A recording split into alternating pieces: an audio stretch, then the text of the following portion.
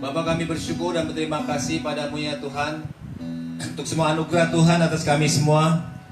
Untuk hari ini, minggu ini, terima kasih Tuhan. Betapa Engkau baik atas kami, betapa Engkau mengasihi dan mencintai kami ya Tuhan. Engkau melindungi kami, Engkau menyertai kami, Engkau menolong kami ketika kami menghadapi masalah. Engkau bangunkan kami ketika kami jatuh. Engkau kuatkan kami ketika kami lemah. Engkau cukupkan kami ketika kami kekurangan. Engkau selalu bersama-sama dengan kami. Sebab itu kami bersyukur kepada Engkau ya Tuhan. Hormat, kemuliaan dan pujian hanya bagi Engkau ya Tuhan. Ditinggikan dan dimuliakan dan layak Engkau terima pujian sampai selama-lamanya ya Tuhan. Dari hati kami yang paling dalam kami katakan Kau baik, Kau besar, Kau ajaib, Kau dahsyat, Kau luar biasa Tuhan. Kami kagum, kami bangga akan Engkau, dan kami memuji Engkau ya Tuhan. Kami berdoa, berkati kami dengan firman-Mu ya Tuhan. Supaya firman-Mu itu nyata dalam kehidupan kami Tuhan. Terima kasih. Terpujilah nama-Mu. Di dalam nama Tuhan Yesus kami berdoa dan kami mengucap syukur. Haleluya. Sama-sama kita katakan amin. Amin. Amin. Puji Tuhan. Shalom, selamat sore Bapak Ibu yang kasih Tuhan. Semua jemaat, semua saudara-saudara yang berada di berbagai tempat, ya di Kupang, Pak John, Pak Im, Pak Evan dan keluarga semua, Pak Justin, Pak Martin, buat yang di Dili, puji Tuhan, shalom ya. Yang di Bali juga shalom, Bu Tati, Tuhan juga yang setia main musik, Brian dan Epi yang memimpin pujian atau worship leader kita. Puji Tuhan. Bapak Ibu yang dikasihi Tuhan, hari ini kita akan merenungkan sebuah kebenaran yang betul-betul kita perlu pahami dan perlu renungkan, jangan sampai missing dalam kehidupan kita. Dalam undangan yang disampaikan, di situ ada tema yang berkata memerintah atau diperintah. Nah, Bapak Ibu yang kasih Tuhan, ini sebuah kebenaran, sebuah fenomena, sebuah kenyataan.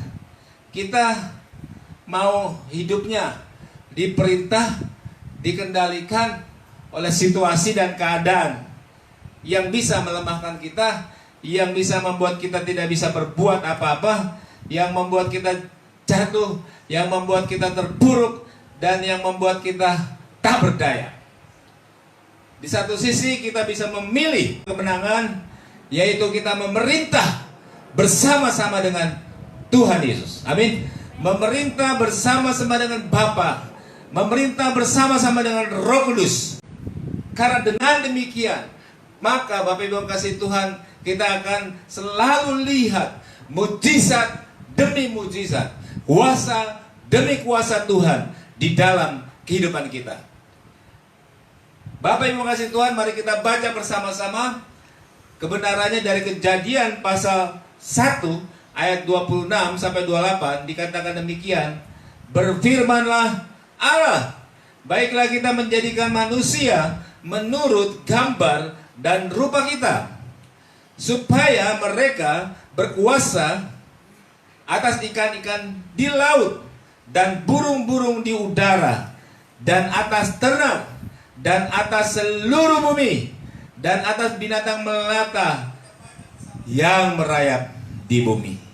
Saya tertarik dengan kata supaya mereka berkuasa. Maka Allah menciptakan manusia itu menurut gambarnya. Menurut gambar Allah diciptakan dia, laki-laki dan perempuan. Diciptakannya mereka. Dan Allah memberkati mereka. Lalu Allah berfirman kepada mereka, beranak cuculah dan bertambah banyak, penuhilah bumi dan taklukkanlah itu. Saya tertarik dengan kata taklukkanlah itu. Berkuasalah atas ikan-ikan laut dan burung-burung udara dan segala binatang yang merayap di bumi. Bapak Ibu yang kasih Tuhan, di sini berkali-kali kita melihat ketika Tuhan menciptakan manusia, di situ ada suatu tujuan Allah, ada satu peran manusia yang harus dilakukan. Dan saya melihat berkali-kali firman Tuhan mengatakan buat manusia yang telah diciptakan, dikatakan berkuasalah, ya, berkuasalah, berkuasalah, dan berkuasalah. Jadi artinya Bapak Ibu kasih Tuhan, Allah ketika menciptakan manusia, Dia memberikan otoritas, Dia memberikan kuasa, Dia memberikan wibawa, Dia memberikan kekuatannya untuk kita berkuasa dan memerintah. Kenapa Allah melakukan hal ini? Karena Allah menginginkan, Bapak Ibu kasih Tuhan, kita semua ini bisa menggenapi seluruh rencana Tuhan atas hidup kita. Dan untuk bisa menggenapi seluruh rencana Tuhan atas hidup kita, kita harus disertai dengan kuasa, kita harus disertai dengan otoritas, kita harus disertai dengan wibawa dari Tuhan. Dan Tuhan berikan itu. Tapi Bapak Ibu kasih Tuhan, ketika manusia jatuh di dalam dosa dan kehilangan kemuliaan Allah, kuasa itu menjadi hilang. Tapi melalui Yesus, melalui Roh Kudus, saudara, kuasa itu kembali diberikan kepada kita.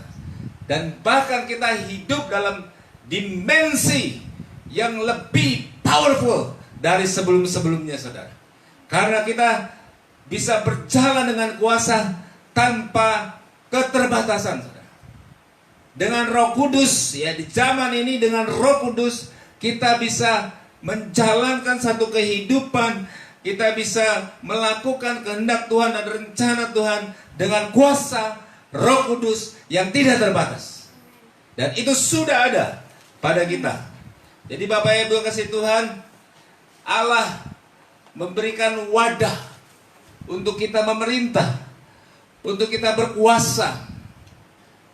Mulai dari bumi, bumi diberikan Tuhan untuk kita bisa memerintah bumi, untuk kita berkuasa atas bumi, untuk kita bisa mengendalikan bumi.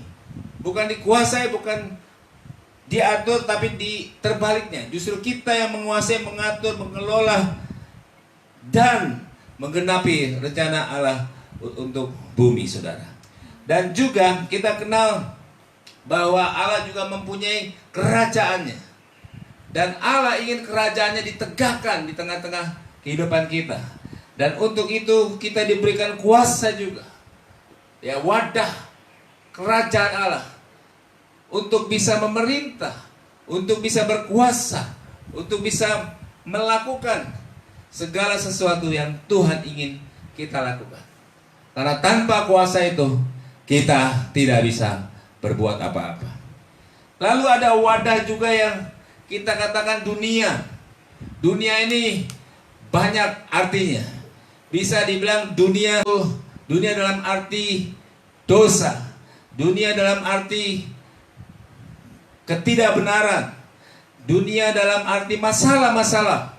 Nah, Alkitab mengatakan, Tuhan mengatakan kepada kita bahwa kita sudah diberikan juga kuasa, power, otoritas, wibawa untuk menguasai dunia. Amin. Jadi artinya dunia tidak akan bisa menyeret kita untuk hidup di dalam dunia dan mati dalam dosa-dosa dunia. Yesus pernah diajak oleh iblis, lihatlah dunia dengan segala kemegahannya. Ya, kalau engkau menyembah aku akan berikan semuanya. Yesus berkata, hanya kepada Tuhan sajalah engkau menyembah. Jadi Yesus punya wibawa, punya otoritas untuk menolak dunia. Kita juga diperhadapkan dengan masalah-masalah, masalah ekonomi, masalah sakit penyakit, masalah keluarga, masalah pekerjaan, masalah bisnis, banyak masalah. Nah, inilah wadah, ya, inilah dunia yang kita harus taklukkan, yang kita harus duduki, yang kita harus kendalikan. Karena kalau kita tidak berdiri untuk memerintah, untuk take action, mengendalikan dunia yang ganas ini, yang menuju kepada binasaan, maka kita akan hanyut dalam dunia dengan segala kemegahan. Karena dunia satu saat akan dilenyapkan. Saya beberapa kali ini juga mengalami beberapa pengalaman khususnya mengenai keadaan kesehatan, saudara. Ada beberapa waktu kondisi-kondisinya sangat tidak baik. Dan saya berusaha bangkit dan mengendalikan situasi itu.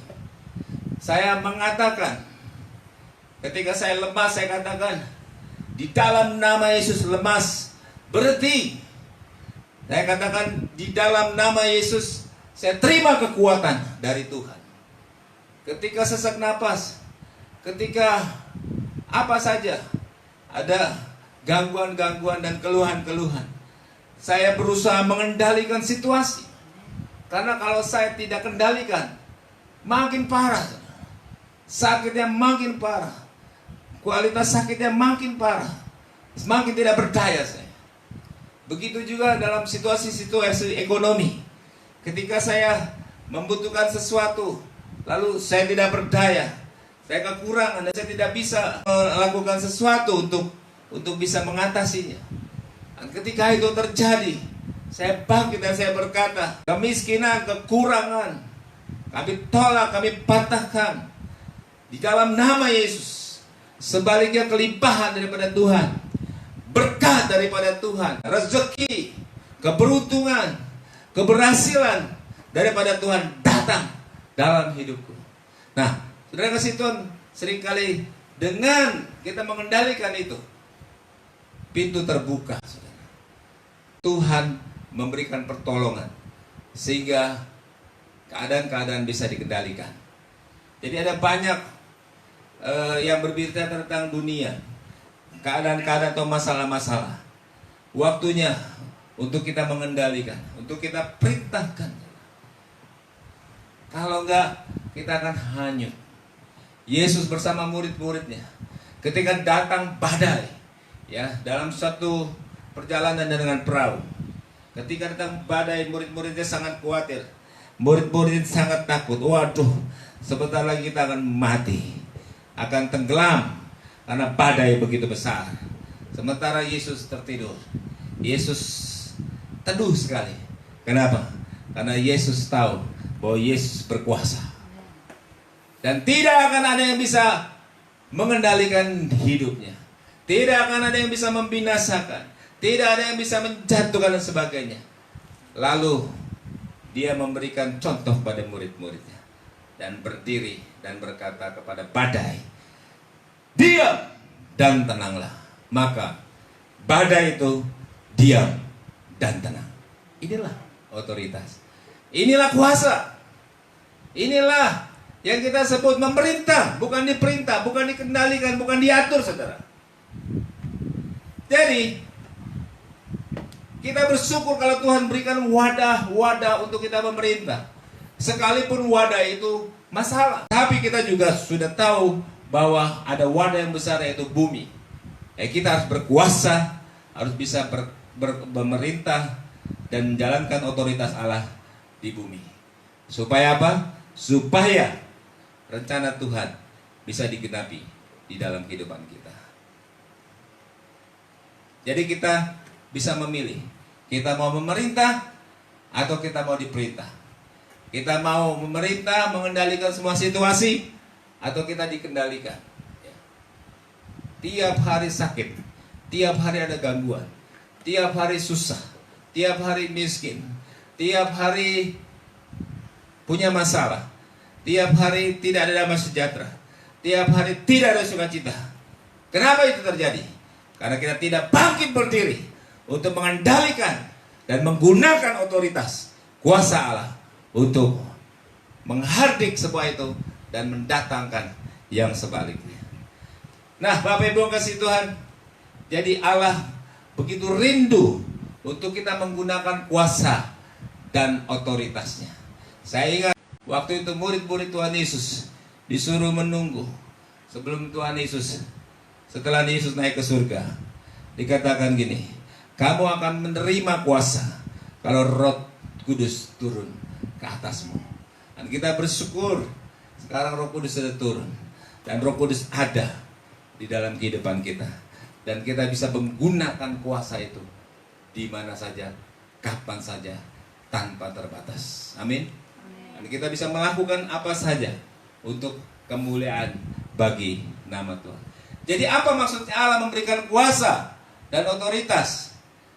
Ketika Allah sudah memberikan kuasa itu, saya ulangi, Allah memberikan kuasa dan otoritas itu supaya kita bisa menggenapi rencananya di bumi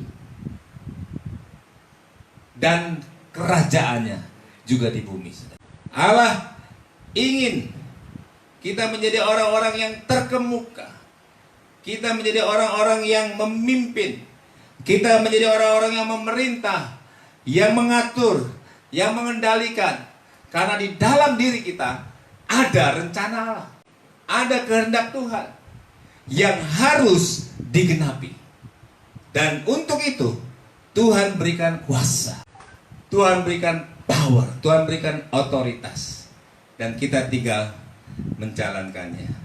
Sebab tanpa kuasa itu kita tidak akan bisa menyelesaikan. Yesus menyelesaikan misinya dan panggilannya dengan kuasa Bapaknya. Amin. Rasul-rasul ya pergi ke berbagai daerah, memberitakan Injil, ya menyembuhkan yang sakit, ya, membangkitkan yang mati dengan kuasa. Tanpa kuasa tidak ada mujizat. Dan kalaupun kita punya kuasa, kalau kita tidak gunakan juga tidak ada mujizat.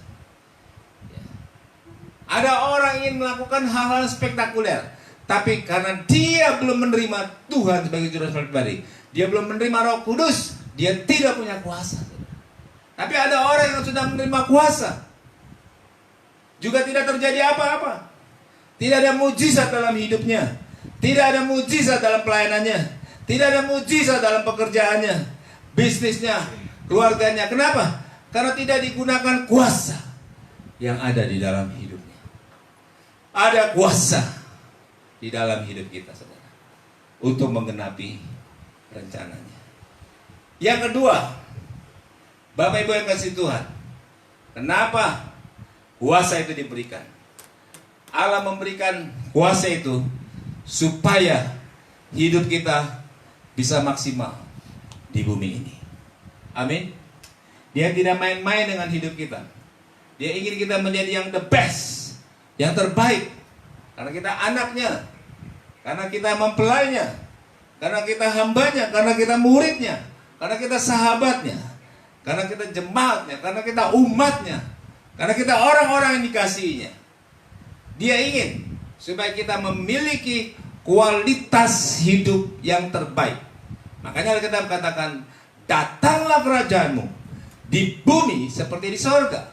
Itu buat siapa? Itu buat kita yang percaya kepada dia. Jadi suasana kerajaan Allah kita bisa nikmati. Kesenangan, kebahagiaan, sukacita kerajaan Allah kita bisa nikmati. Dan yang melengkapi kita adalah kuasa dan otoritas dari Tuhan. Jadi ketika ada yang mau main-main dengan kita, ketika ada yang mau menjatuhkan kita, ketika ada yang mencuri damai sejahtera, ketika ada yang mau menghancurkan hidup kita, kita tinggal bangkit dan melawan dengan kuasa dan otoritas Tuhan. Jadi jangan mau kita diperintah, diatur oleh keadaan-keadaan yang bisa menyusahkan kita, bahkan membunuh kita. Ya, karena pencuri datang hanya untuk mencuri, membunuh, dan membinasakan. Dengan apa kita lawan mereka? Dengan apa kita lawan musuh itu? Dengan kuasa yang sudah diberikan kepada kita. Nah, Bapak Ibu kasih Tuhan, kuasanya ada di mana, saudara? Kuasanya ada di dalam diri kita, saudara. Mujizat tidak jauh-jauh, ada di dalam mulut kita, saudara.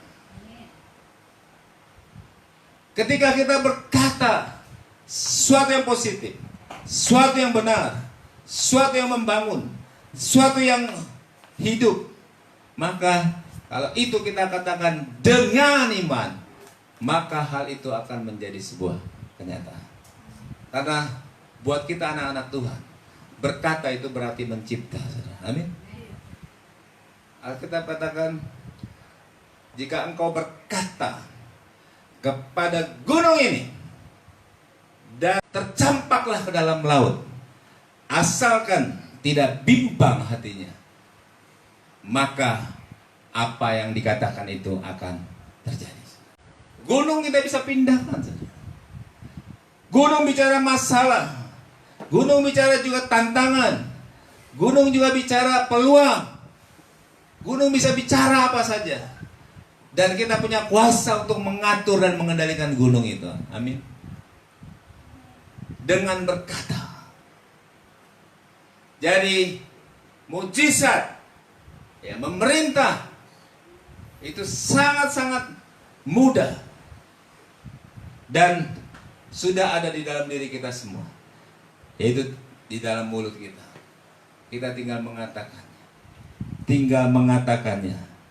Dan yang kedua, kita mengatakannya dengan iman, tanpa bimbang. Saya lagi praktek, lagi mencoba dan percaya dengan mengatakan.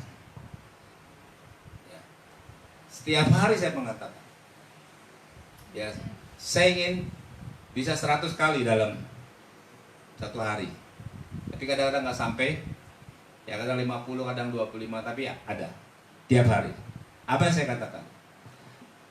Saya sembuh dari sakit ginjal dan saya terima ginjal yang baru dari Tuhan Yesus. Itu saya katakan tiap hari. Saya sembuh dari sakit ginjal, saya terima ginjal yang baru dari Tuhan Yesus. Terus saya katakan. Saya berfirman. Saya mau meng-create. Saya mau menjadikan sesuatu dengan kata-kata iman. Dan kita juga bisa melakukan yang lain dengan tantangan dan masalah-masalah kita. Mungkin kita punya pergumulan dengan anak kita, kita punya pergumulan dengan bisnis kita, kita punya pergumulan dengan pekerjaan, kita punya pergumulan dengan apa saja. Create dengan perkataan kita. Ciptakan suatu perubahan dengan kata-kata iman kita. Amin. Ciptakan yang tidak ada menjadi ada, yang rusak menjadi beres, yang kecil menjadi besar, yang sedikit menjadi banyak, dengan kata-kata firman dan iman. Nah, Bapak Ibu kasih Tuhan, jadi yang kedua tadi, Allah memberikan kuasa dan otoritas itu supaya hidup kita bisa maksimal, dan kita bisa menikmati hidup tanpa sakit penyakit, tanpa kekurangan. Kalaupun ada sakit penyakit, kalaupun ada kekurangan, itu cuma bagian dari proses-proses pembentukan kedewasaan, tapi tidak berlangsung lama. Pada umumnya, pada dasarnya Tuhan ingin kita hidup dengan kualitas kerajaan Allah di bumi ini. Amin. Hidup dengan apa? Tidak ada perbedaan dengan suasana kerajaan. Hidup secara ilahi. Kita punya kesehatan ilahi. Kita punya berkat ilahi. Kita punya hikmat ilahi. Kita punya kata-kata ilahi. Semua sudah. Kita sangat berkualitas. Dan kehadiran kita di bumi ini benar-benar akan memberkati banyak orang. Karena kita katakan pada Abraham, aku akan memberkati engkau dan engkau akan menjadi berkat bagi banyak orang.